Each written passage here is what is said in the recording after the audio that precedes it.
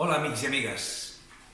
El dia 1 de desembre celebrem el Dia Mundial contra la Sida. Als anys 80, que encara no havíeu nascut la gran majoria de vosaltres, va sorgir aquesta malaltia, que era la sida, la síndrome de la immunodeficiència adquirida.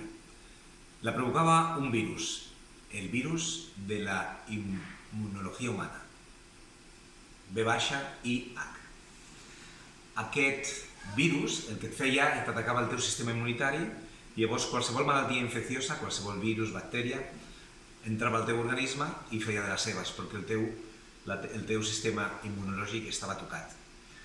Va atacar sobretot a personal ja una mica discriminat en aquella època, que eren les prostitutes, els gais, els toxicòmans i també a persones que havien de ser sotmesos a una transfusió sanguínia, com per exemple els hemofílics.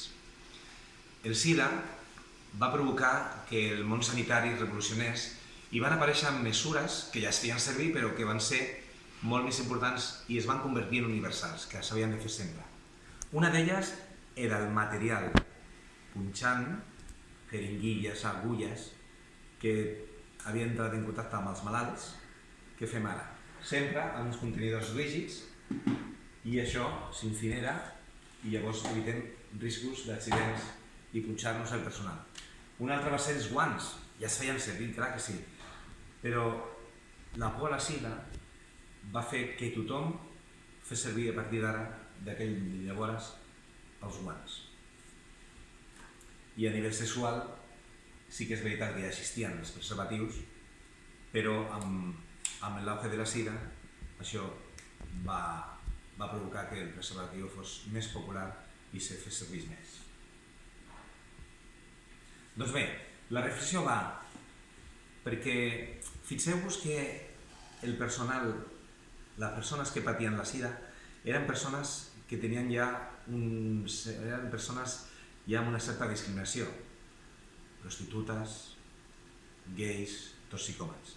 Doncs la reflexió seria com tractem nosaltres aquestes persones que són discriminades per la prostitució, per ser gais o per ser toxicòmans.